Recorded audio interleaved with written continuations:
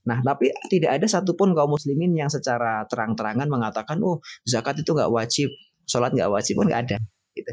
Nah, sementara perintah menjalankan ilmu waris dan sekaligus tata cara pelaksanaan waris itu ada di dalam Al-Quran, tata caranya ada di dalam Al-Quran. Ilmu waris itu termasuk ilmu yang diangkat oleh Allah terlebih dahulu dibandingkan ilmu-ilmu lainnya. Masya Allah. Sampai nanti kata Nabi, kamu akan mendapati satu keluarga atau dua orang yang saling berkeluarga, kakak beradik, dan mereka akan berselisih sampai-sampai tidak ada yang bisa melerainya, tidak ada yang bisa menengahinya, hanya gara-gara urusan waris.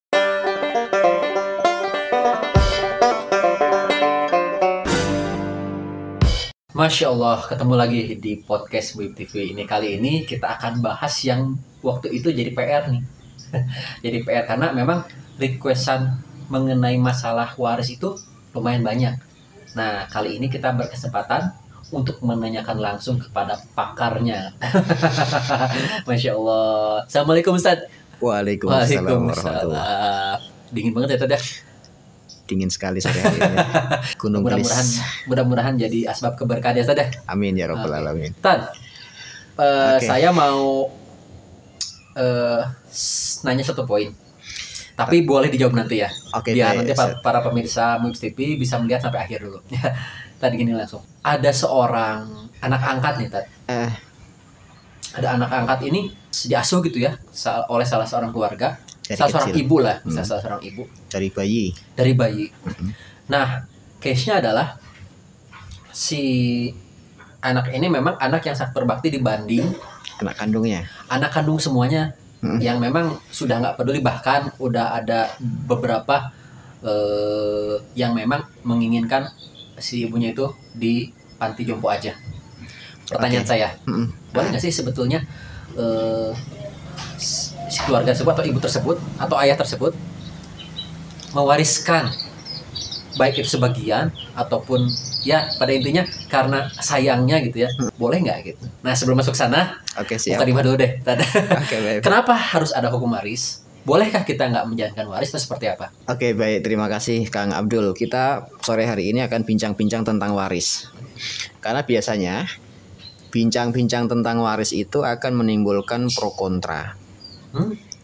Karena ada orang yang masih mengimani gitu, menjalankan hukum waris Islam bagi orang Islam. Ada juga yang banyak orang Islam yang sudah nggak kenal lagi dengan hukum waris Islam. Iya. Nah sehingga nanti muncul orang-orang yang sudah nggak paham ini menjadi kontra. Nanti tadi pertanyaan pertama dari Kang Abdul insya Allah akan kita bahas nanti. Tapi karena ini memang ada runutannya gitu ya. Hukum waris Islam itu berkaitan tentang orang yang meninggal dunia dan memiliki harta, dan harta itu nantinya yang akan diserahkan kepada ahli waris. Nah, nanti pertanyaan besarnya, siapa saja mereka yang masuk dalam daftar ahli waris?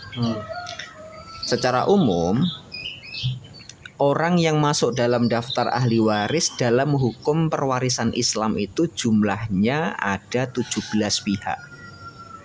17 pihak. Banyak banget ya tadi. Nah, 17 pihak itu nanti berkaitan hubungannya. Misalkan ada orang meninggal dunia, sekelilingnya itu akan menjadi ahli waris. Gitu ya. Orang-orang yang ada di sekelilingnya itu masuk ke dalam daftar ahli waris yang jumlahnya ada 17 pihak itu. Nah, 17 pihak itu ada yang hubungannya anak bapak, ada yang hubungannya bapak anak, artinya ke atas arahnya. Ada yang hubungannya pasangan hidup sah, suami atau istri. Ada yang pasangannya kerabat, baik nanti masuk ke paman, ponakan, saudara kandung almarhum, kemudian sepupu almarhum dan lain-lain gitu. Itu secara umum tadi saya sebutkan bahwa ahli waris dalam perwarisan Islam itu jumlahnya ada 17. Itu yang disebut oleh para ulama. Gitu. Jadi ketidakfahaman kita tentang waris itu yang paling mendasar, mengiranya bahwa ahli waris itu hanya anak saja atau turunannya yaitu cucu. Selebihnya kita nggak menganggap adanya ahli waris lainnya. Betul. Itu yang paling masyhur. Nah, tapi sebelum kita membahas tentang siapa mereka ahli waris, siapa yang mendapatkan dan siapa tidak, bahwa gini, hukum waris Islam itu adalah hukum yang ditentukan oleh Allah untuk sekalian manusia, terutama bagi orang muslim. Ini menarik sekali Kang Abdul, kalau kita akan membahas sisi kewajiban menjalankan hukum waris. Ilustrasinya gini, ada ayat tentang kewajiban menjalankan syariat Islam, terutama masalah ibadah, sholat, puasa, zakat, pergi haji. 4 rukun Islam, kemudian ditambah lagi dengan syahadat. Yang 4-nya ini aja, ini kan nggak ada orang yang berani menentang bahwa oh ini nggak wajib atau ini wajib tapi boleh ditinggalkan. Ada nggak kira-kira kayak gitu? Nggak ada ya. Nggak ada. Tapi 4 ibadah yang kita anggap wajib dan pokok dalam Islam itu sebenarnya perintahnya saja yang ada di dalam Al-Quran. Misalkan perintah tentang sholat, wa aqimus sholah. Tapi teknis pelaksanaan sholat, tata caranya, kaifiatnya itu ada di mana? Hadis Nabi Shallallahu Alaihi Wasallam. Kan karena di Al-Quran nggak disebutkan tuh berapa rakaat jumlah sholat, bagaimana cara sujud, cara ruku, itu kan di Quran nggak disebutkan. Teknisnya ya. Hanya ada perintah, tapi teknisnya ada di dalam hadis Nabi. Begitupun dengan zakat, adanya wa'atuz zakah, perintah tentang melaksanakan zakat. Tapi teknis pelaksanaan zakat yang detail itu ada di dalam hadis Nabi. Walillahi 'alan nasi hajjul bait, perintah tentang haji misalkan. Itu juga ada, hanya perintahnya di dalam Al-Quran, tapi teknis pelaksanaan haji yang detail itu ada di dalam sunnah Nabi atau di dalam hadis Nabi. Betul. Nah, tapi tidak ada satupun kaum muslimin yang secara terang-terangan mengatakan oh zakat itu nggak wajib, sholat nggak wajib, pun nggak ada gitu. Nah, sementara perintah menjalankan ilmu waris dan sekaligus tata cara pelaksanaan waris itu ada di dalam Al-Quran, tata caranya ada di dalam Al-Quran. Siapa yang masuk ke dalam daftar ahli waris dan berapa bagian setiap ahli waris itu sudah ditentukan oleh Al-Quran. Itu beda dengan kewajiban yang kita sebutkan tadi. Betul. Nah, namun sementara ini banyak kaum muslimin yang yang penting kan ikhlas sama ikhlas sih gitu. Yang penting kan suka sama suka, ini kesepakatan gitu. Padahal itu tidak bisa seperti itu. Tapi Afwan, kalau sebelum masuk ke sana, memang secara kaidah nih, secara skill saja gitu. Kalau memang ada istilahnya saling ikhlas gitu antara si pewaris dan penerima waris, itu gimana, Tat? Oh ya, ini menarik bahwa kesepakatan manusia dengan manusia lainnya, kerelaan antara mereka dasarnya itu tidak lantas menjadikan apa yang sudah menjadi aturan Allah boleh kita langgar. Saya kasih ilustrasi yang lain nih.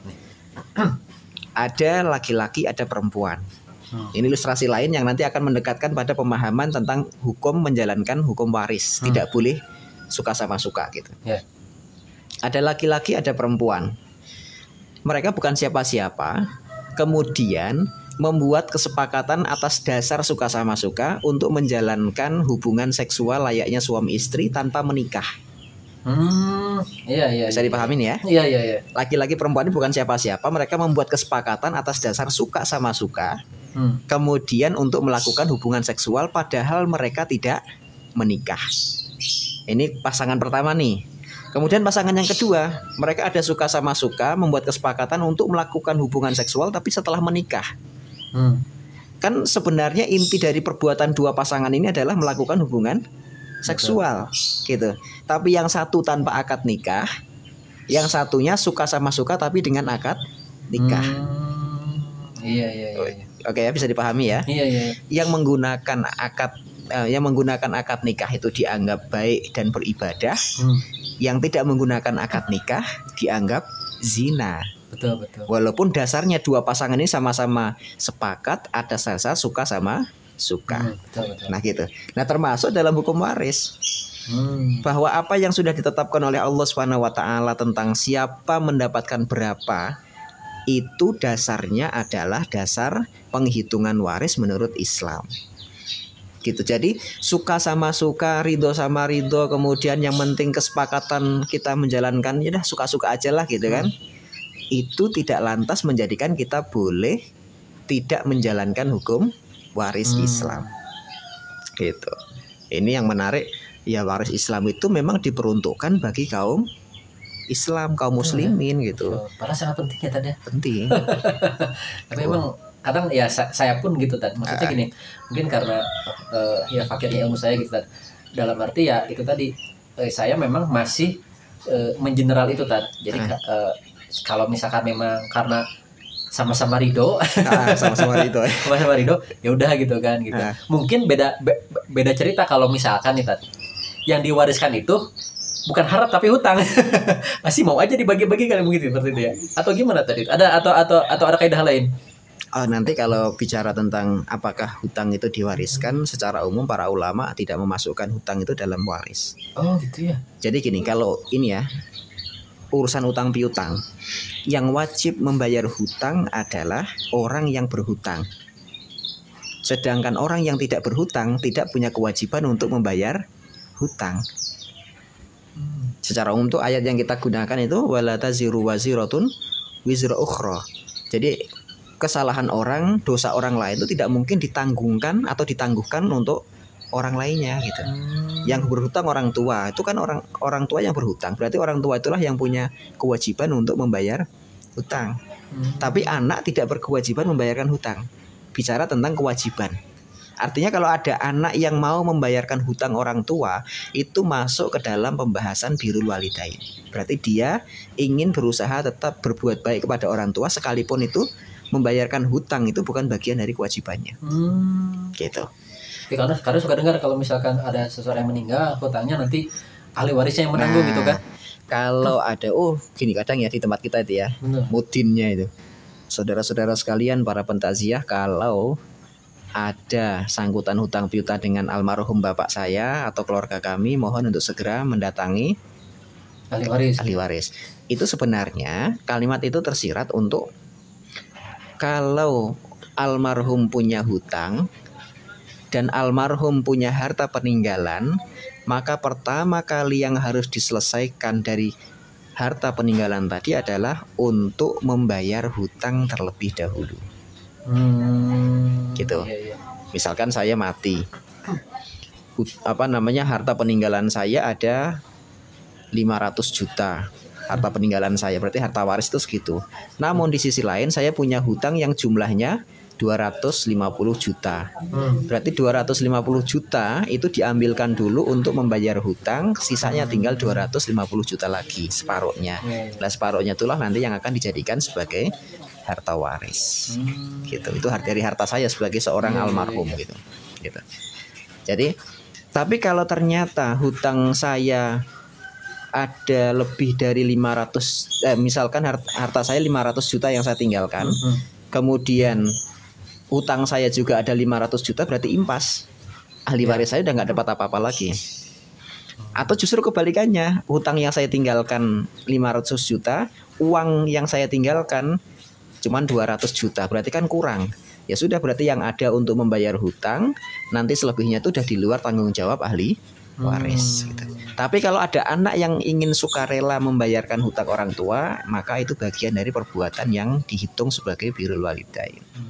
Gitu. Tapi bukan kewajiban ya, coba ini bagian dari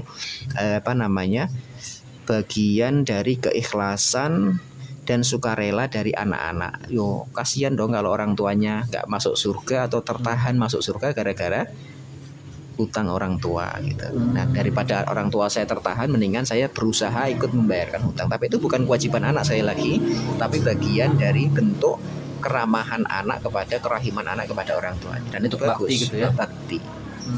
Kalau misalkan pasangan ini memang belum dikaruniai seorang anak, mengadopsilah anak. Aja. Nah, berjalannya waktu sang suami meninggal. Gitu ya, meninggal. Tapi dengan kondisi sudah bercerai tadi. Nah, kira-kira nih yang diprioritaskan itu tadi, apakah yang pertanyaannya pertama yang tadi di awal, apakah yang anak adopsi itu berhak mendapatkan waris dari almarhum ayahnya, bapaknya gitu ya, bapak angkatnya, atau lebih baik memberikan warisnya itu ke mantan istrinya gitu. Mantap. Jadi gini, Ini yang perlu digarisbawahi bahwa ahli waris dari jalur peranakan, maksudnya dari orang tua ke anak. Anak yang dimaksud itu jalurnya adalah anak kandung. Mau usianya 1 tahun, mau usianya 1 hari. Misalkan ada anak baru lahir hari ini, kemudian besok bapaknya meninggal gitu. Kalau dia dianggap sebagai anak kandung dari pernikahan yang sah, maka anak kandung itu menjadi ahli waris. Tapi kalau ada anak kandung yang lahir dari pernikahan yang tidak sah atau dari hubungan di luar nikah, kayak gitu. Maka itu bukan ahli waris. Nah, termasuk di dalamnya adalah anak yang dianggap sebagai anak angkat tadi itu. Dan ini memang menjadi perbedaan antara waris Islam dengan waris pada masa jahiliyah. Karena pada masa jahiliyah itu yang menjadi ahli waris adalah karena sebab kesepakatan. Misalkan saya sama Kang Abdul ini teman dekat gitu. Besok kemudian kita membuat kesepakatan, besok di antara kita siapa yang mati duluan dan saya yang masih hidup gitu, maka yang hidup itu akan menjadi ahli waris gitu. Kesepakatan, walaupun kita bukan siapa-siapa, saudara bukan, kakak adik juga bukan gitu. Yang kedua, bisa juga ahli waris pada masa jahiliyah itu dari anak angkat. Nah, ahli waris pada masa jahiliyah juga yang diambil adalah dari jalur anak laki-laki atau dari jalur laki-laki. Artinya, kalau ada 2 anak laki-laki perempuan, yang mendapatkan waris hanya anak laki-laki saja dan anak perempuan nggak dapat. Gitu ya.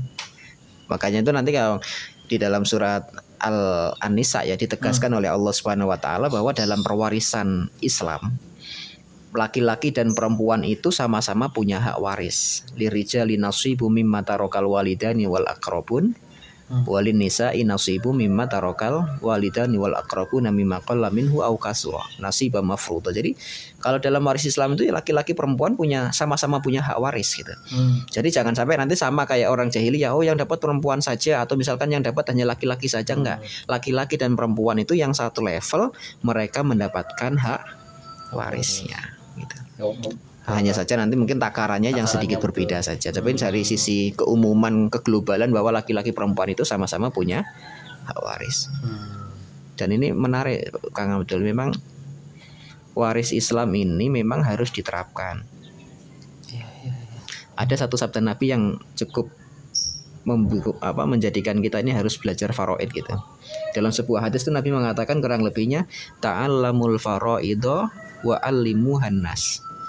Pelajarilah hukum waris dan ajarkan kembali kepada orang lain. Fa innimru'un magbudun, karena nanti pada suatu saat saya akan mati kata Nabi gitu, saya akan meninggal dunia gitu. Nah, fa innahu yugbadul ilmu, jadi nanti ilmu waris itu termasuk ilmu yang diangkat oleh Allah terlebih dahulu dibandingkan ilmu-ilmu lainnya. Masya Allah. Kan ilmu Allah itu luas ya, di muka bumi itu. Nah, hukum atau ilmu yang akan pertama kali diangkat oleh Allah, artinya banyak orang akhirnya tidak mengenal hukum waris itu adalah apa? Hukum Islam adalah hukum waris itu. Sampai nanti kata Nabi, kamu akan mendapati satu keluarga atau 2 orang yang saling berkeluarga, kakak beradik, dan mereka akan berselisih sampai-sampai tidak ada yang bisa melerainya, tidak ada yang bisa menengahinya, hanya gara-gara urusan waris. Gitu. Ini udah kejadian tuh tadi ya? Sudah banyak. Masya Allah. Astagfirullahaladzim. Sangat penting banget ya Tad. Masya Allah. Makanya kita ini punya semangat membumikan ilmu waris Islam bagi orang Islam gitu. Masya Allah. Ini episode perdana ya. Ini kita baru mukadimah ya Tad ya. Masya Allah. Ini insya Allah kita akan terus mensyiarkan bagaimana pentingnya hukum waris. Nah, mungkin ini Tad sedikit gambaran aja. Sebetulnya ada nggak sih perbedaan seperti kaidah yang tadi sebelum kita on air nih ya, sempat singgung juga ada perbedaan loh hukum waris yang di luar dan di dalam Indonesia itu kayak gimana sih gambaran umumnya gitu?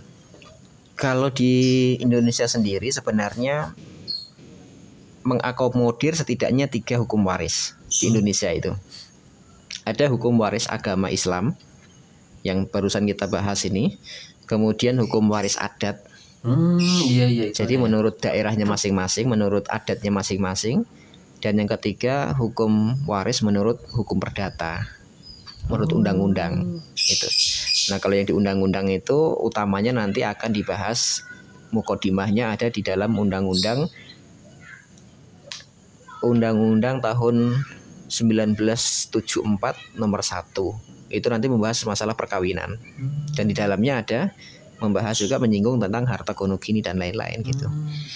Nah, kemudian di breakdown ke bawah ada nanti namanya kompilasi hukum Islam.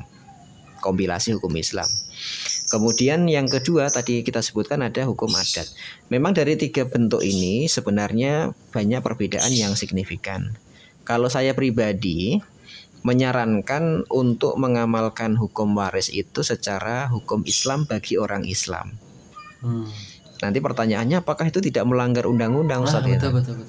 Sebenarnya tidak, karena undang-undang kita itu justru melindungi umat beragama untuk menjalankan ajaran agamanya. Termasuk ajaran agama itu dalam Islam adalah hukum waris. Nah, kalau ternyata ada di antara orang atau warga Indonesia yang tidak mau menggunakan hukum agamanya, nanti bisa beralih pada hukum perdata menurut undang-undang itu. Artinya negara kita pun memberikan keleluasaan, dalam artian ini opsi. Tapi kalau bicara tentang opsi dari 3 pilihan yang kita sebutkan tadi, maka kembali kepada hukum Islam bagi orang Islam itu jauh lebih baik dibandingkan dua hukum yang kita sebutkan 2 tadi itu. Itu. Karena memang banyak kali yang membenturkan gitu ya. Oh kan kita hidup di Indonesia gitu. Betul. Kenapa harus pakai hukum Islam bukan pakai hukum perdata? Nah, negara Islam ya.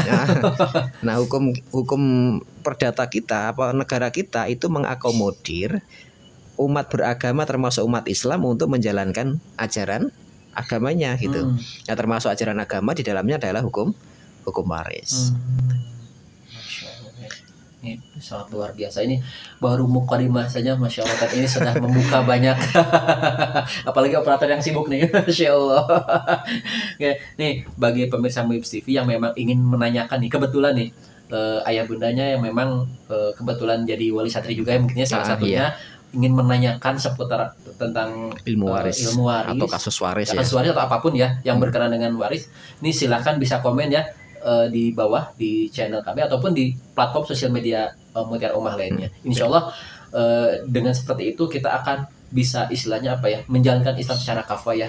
Insya Allah. Gitu. Jadi walaupun ya sama seperti saya nih, saya pun memang masih perlu banyak belajar. Akan tetapi itu tadi mungkin kalau misalkan kita berniat sungguh-sungguh ya tadi, insya Allah Allah pun pasti akan permudah.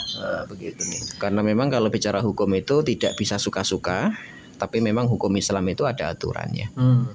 Nah, nanti termasuk saya coba ingin membumikan atau berupaya bersama-sama untuk membumikan hukum waris Islam itu. Betul. Nah, yang sudah saya lakukan selama ini, saya membuka layanan konsultasi untuk hukum waris Islam juga. Dan juga ada nanti di channel TikTok saya itu secara global isinya tentang waris Islam. Boleh di-spill nggak kontaknya atau gimana? Ini di bawah ini gitu. Di bawah ini nanti ya. Nanti ada disediakan di bawah ini loh. Layanan konsultasi hukum waris Islam. Hukum waris. 24 jam, Ustaz? 24 jam. Masya Allah tanpa Allah, Masya Allah, barakallahu fikum.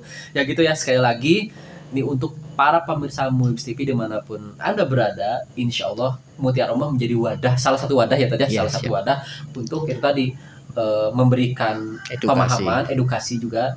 Dan memang bisa jadi solusi juga ya tadi ya terkait permasalahan seputar waris ya. Mudah-mudahan dengan seperti itu tadi Allah berkahkan kehidupan kita. Amin ya rabbal alamin. Satu lagi closing statementnya dong untuk pemirsa MUIPS TV mengenai waris seperti apa? Gini teman-teman sekalian yang dirahmati Allah, bahwa setiap manusia muslim terutama dalam urusan keluarga itu ada satu hukum yang disebut dengan hukum waris. Nah, hukum waris Islam itu diperuntukkan hanya kepada orang Islam. Makanya kalau kita bicara tentang penegakan syariah, kita mulai saja dari keluarga kita. Karena sebenarnya ada banyak hal dari sisi hukum-hukum Islam itu yang bisa diterapkan secara individu dan secara keluarga. Lah, di antara hukum Islam dalam keluarga yang paling utama adalah hukum perwarisan Islam.